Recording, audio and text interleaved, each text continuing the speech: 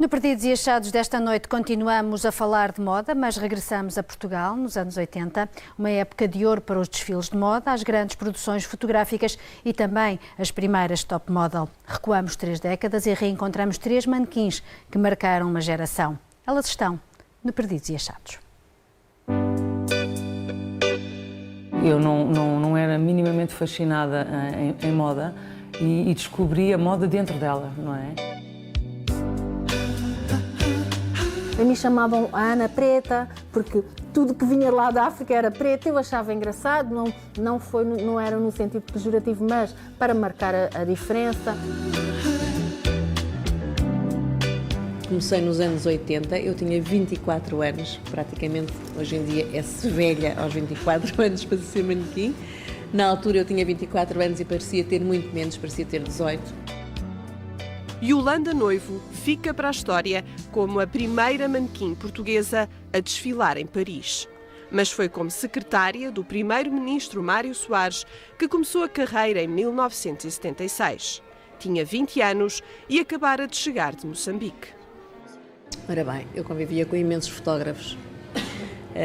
Fotógrafos que iam fotografar o dia inteiro do primeiro-ministro ou um evento, e os fotógrafos diziam-me sempre: Yolanda devia ser manequim, Yolanda devia explorar o mundo da moda. Eu disse: o mundo da moda, manequim, andar numa passarela, nem pensei nisso, não leva a nada, não é criativo, não puxa pela cabeça.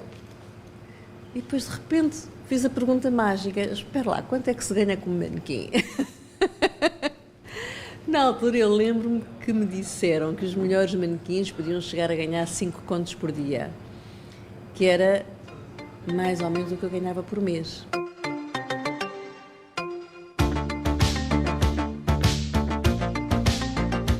Contavam-se pelos dedos as manequins portuguesas, mas lá fora, no início da década de 80, a moda era já uma indústria imparável. As roupas, os cabelos, as cores exuberantes e as tendências excêntricas da época invadiam revistas e saltavam das passarelas para as ruas.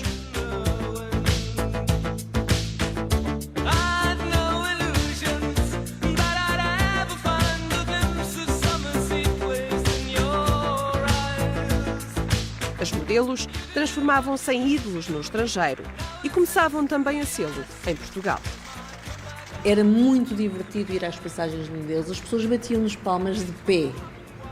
Os manequins eram consideradas pessoas idolatradas, eram pessoas intocáveis. Aliás, as passarelas eram obrigatoriamente de 1 metro de altura, já para criar aquela falta de acessibilidade.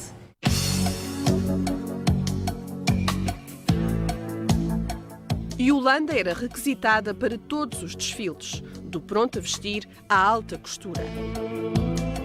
Era a modelo mais bem paga, a manequim que se destacava em qualquer produção de moda. Nós sabíamos fazer tudo, sabíamos pôr postiços, sabíamos pôr pestanas postiças, cabelo postiço, maquiar, mudar a maquiagem rapidamente. Tínhamos de ter sacos e sacos com luvas, com sapatos novos, com acessórios, brincos, colares, tudo. Mas 4 anos de passarela bastaram. A jovem, que queria ter sido cirurgiã, que foi secretária e depois manequim, tinha outras ambições. A meio dos anos 80, estava decidida a passar para os bastidores da moda.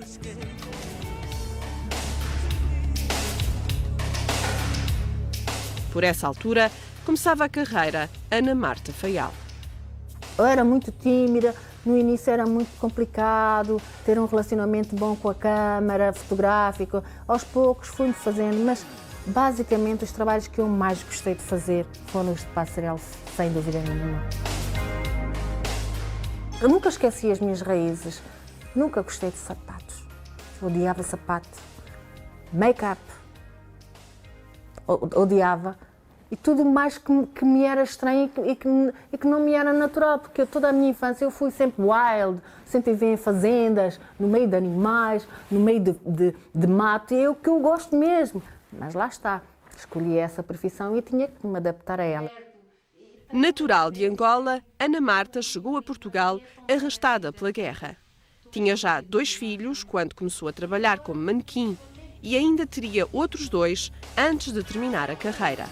Foi considerada várias vezes manequim do ano e melhor modelo fotográfico. Abandonou a passarela aos 35 anos. O mundo da moda nos anos 80 era algo muito familiar, digamos assim. Não era esta concorrência que há hoje em dia, que as pessoas se degladiam para ter um lugar ao sol, não é? Nós aqui em Portugal não havia o estatuto de top model, não havia, porque não havia dinheiro para pagar uma top model. Nós limitávamos a ter um estatuto de quem trabalhava mais.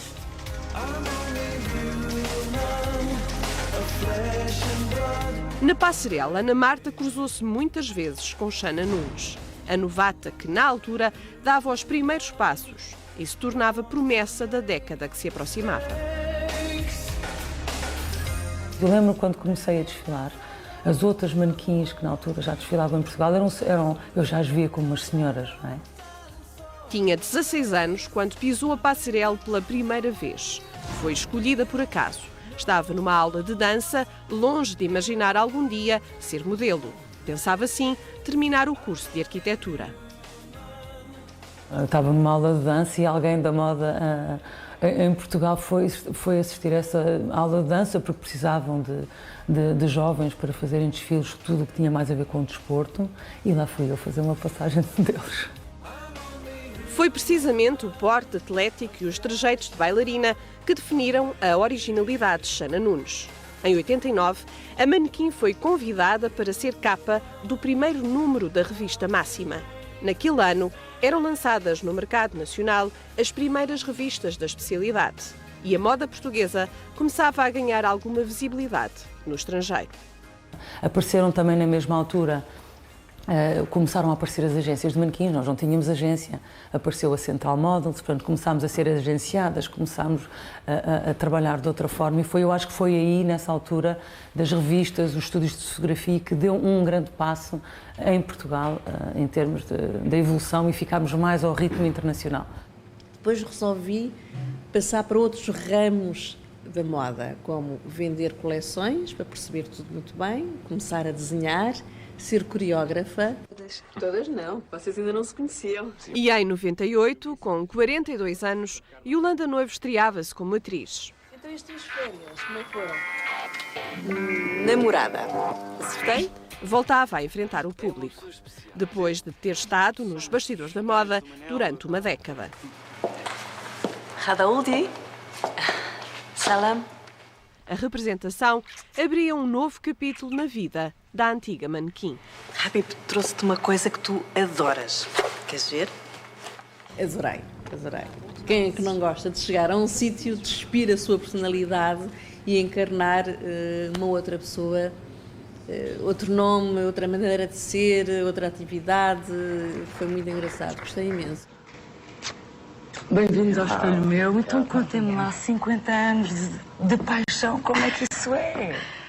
Xana Nunes também passou pelo pequeno ecrã, mas sempre no papel de apresentadora de programas de moda. Uma ideia que não podia estar mais errada, como vamos aqui demonstrar, com a ajuda... Por esta altura, já a manequim deixara praticamente as passarelas. Organizava eventos e era também relações públicas do maior evento de moda nacional, a Moda Lisboa. Acho que foi mais uma Moda Lisboa, correu muito bem.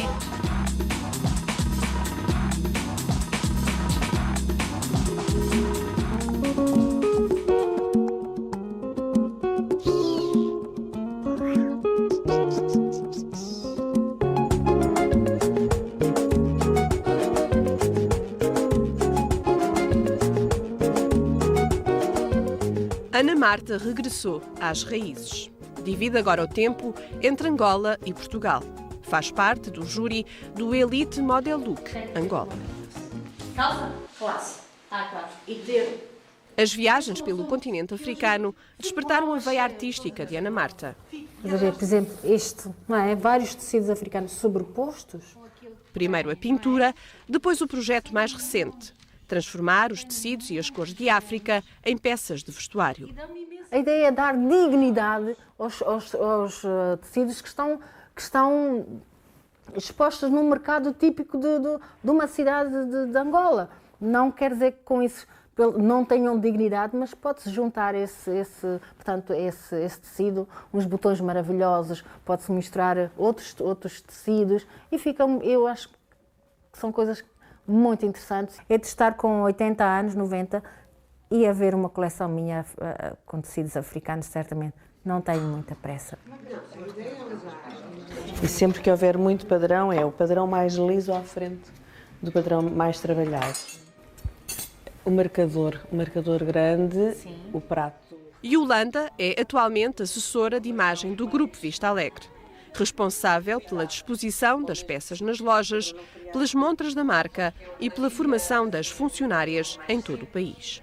Mas o brilho do talher puxa o olhar do cliente, isso ajuda. Detesto a rotina. Não me importa nada de ter um dia em que acordo às 7 da manhã e que termina às 11 da noite e no dia seguinte já tenho o horário normal de sair às 7.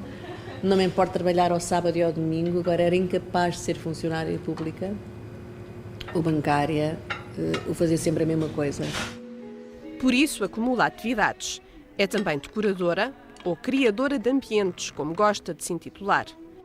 A mudança de imagem de um restaurante no centro de Lisboa é o mais recente projeto. No final da década de 90, Xana Nunes decidiu arriscar num projeto audacioso. Criou uma empresa, a XN Brand Dynamics, e lançou-se no mercado das marcas de luxo. Desde então, é responsável pela promoção, lançamento e comunicação de várias marcas internacionais. Na altura não havia agências de comunicação nesta área da moda e do luxo. Temos o privilégio aqui na empresa de ter sido nós a porta de entrada e a empresa com que as maiores marcas de luxo que estão em Lisboa trabalharam. O mais recente projeto começou no ano passado, a Lisbon Week. 21 a 28 de setembro. Apesar de um sem número de atividades, a antiga manequim garante ter sempre um momento especial reservado para o marido e os 3 filhos. Não acredito que eles tenham alguma vez ficado com sentimentos de abandono, porque mais do que tudo é importante momentos de qualidade e isso eu acho que lhes dou sempre. Portanto, a idade já me bate, entristece-me. Não morro por isso, não fico triste por isso, estou-me a habituar a isso e vivo bem com isso. Nós, manequins, modelos, vamos perdendo algumas coisas ao longo da vida, vamos envelhecendo, mas vamos ganhando outras. Quanto mais não seja a serenidade.